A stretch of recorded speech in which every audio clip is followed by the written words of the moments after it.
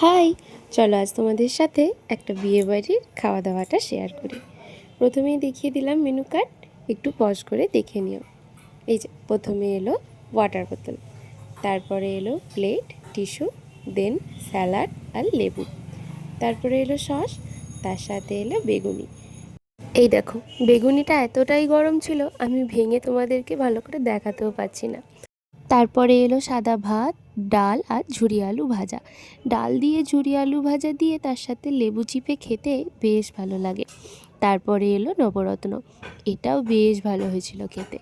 এই দেখো, এরপরে এলো কাতলা কালিয়া। কাতলা মাছটাও বেশ ভীষণই ফ্রেশ ছিল আর পিসটাও বেশ বড় সড়ো ছিল, খেতেও বেশ ভালোই লাগলো।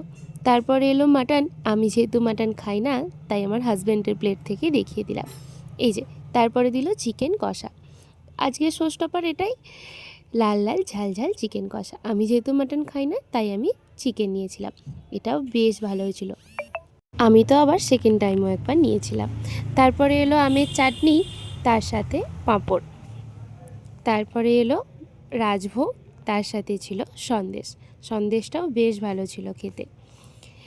তারপরে দিল আইসক্রিম, আর শেষে স্টল থেকে নিলাম একটা পান।